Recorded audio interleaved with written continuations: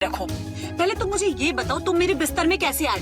ये सवाल तो मैं भी तुमसे पूछना चाहता हूँ। अच्छी बात है, लेकिन मैं तुम्हारे साथ तुम्हारे घर रहने नहीं आ रही हूँ, मैं अपने घर जा रही हूँ, ठीक है?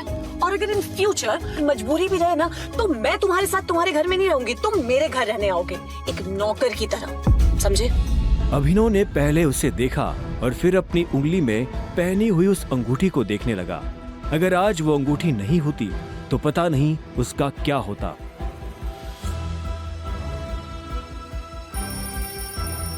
अगली सुबह जब अभिनव का अलार्म बजा, तब वो फिर से वही सपना देख रहा था। अलार्म की आवाज सुन वो झटके से उठा और अपने बिस्तर पर बैठ गया। उसने उठते ही मन ही मन सबसे पहले अकरम को धन्यवाद दिया, जिसने उसके पिता की कंपनी को इतने सालों बाद भी जिंदा रखा, लेकिन साथ ही उसे अपने पिता को खोने का मलाल भी था। इसी ख्याल के साथ अभिनव बिस्तर से उठा और अपने काम पर जाने के लिए तैयार होने लगा। अकरम के हिसाब से उसकी डिलीवरी बॉय की जॉब उससे अपनी पहचान छुपाने में काफी मदद कर सकती थी। अभिनव ने अपनी जेब में अकरम का दिया हुआ चेक डाला और घर से निकल गया।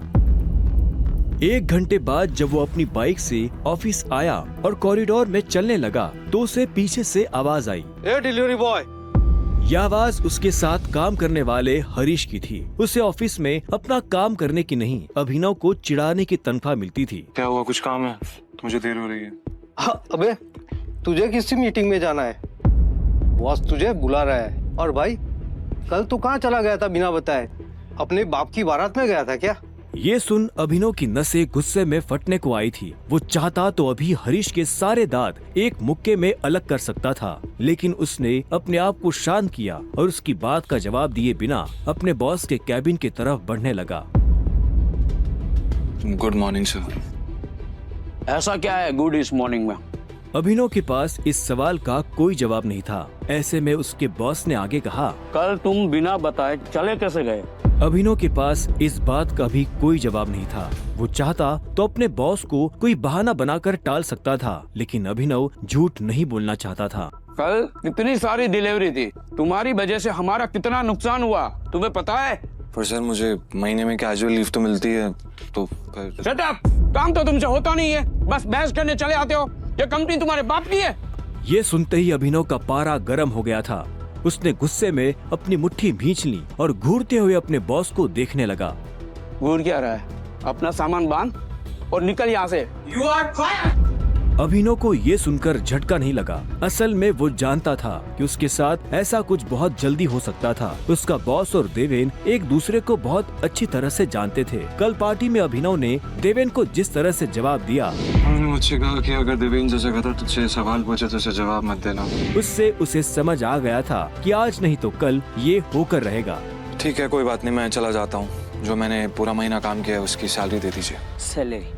तेरी वजह से हमारा जो नुकसान हुआ उसकी भरपाई अगर मैं तेरी सैलरी से भी करूँ ना, तो भी तुम्हें अपनी जेब से 10,000 रुपए देने पड़ेगी। शुक्र मना कि वो मैं तुझसे नहीं मांग रहा, इसलिए चुपचाप निकल यहाँ से। क्या बोल रहे हो सर आप?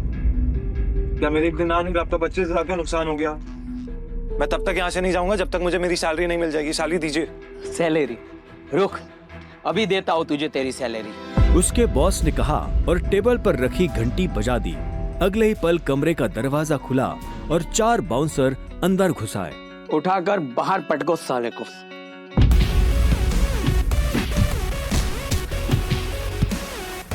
बॉस के मुंह से ये सुनते ही वो चारों अभिनव पर धावा बोलने के लिए टूट पड़े, लेकिन इससे पहले उनमें से कोई अभिनव पर हमला कर पाता, अभिनव ने उन्हें पटकनी दे दी थी। उसने किसी का हाथ तोड़ा तो किसी का पाँव, किसी के पेट में मुक्का मारा तो किसी के पेट पर लात। देखते ही देखते बॉस के सारे आदमी ढेर हो गए थे।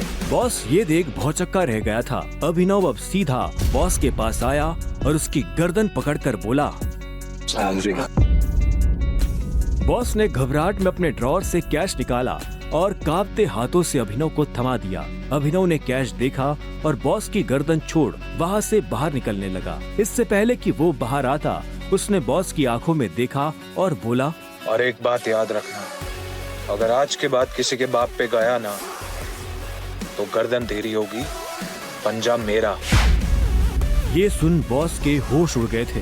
उसे पता था कि अभिनव एक गुस्सेल आदमी है, लेकिन उसने कभी उसका गुस्सा देखा नहीं था। इधर अभिनव भी जब ऑफिस से बाहर आया तो उसे एक अनजान नंबर से फोन आया। अभिनव ने फोन उठाया। हेलो, कौन? टाइगर, अकरम, हाँ कहिए। मुझे तुम्हें किसी से मिलवाना है, वो भी हमारे माफिया वर्ल्ड का एक बहुत बड़ा नाम है, और साथ ही साथ तुम्हारे पापा और मेरा जिगरी यार भी, बलराज। मैं चाहता हूं कि बलराज को पता चल जाए कि हमारा टाइगर वापस लौट आया है, इसलिए शाम को साथ में डिनर करेंगे होटल सफायर में। एड्रेस तुम्हें भेज रहा हूं, ठीक है? सिया, बाय। क्या आपको सच में लगता है मुझे बलराज जी से मिलना चाहिए? वो अभी तक बलराज के नाम से कांप रहा था। अकरम भी उसकी घबराहट समझ गया था। बलराज जी, सिर्फ बलराज कहो। तुम टाइगर हो यार, और जंगल में सारे जानवर टाइगर के नाम के आगे जी लगाते हैं, लेकिन टाइगर कभी किसी जानवर के नाम के आगे जी नहीं लगाता। चलो शाम को मिलते हैं, बाय। अकरम के मुंह से ये बात सुनते ही अभिनव का कॉन्फिडेंस बढ़ गया था। वो अब उस टाइगर जैसा महसूस कर रहा था जो जू से निकलकर जंगल में आ गया हो।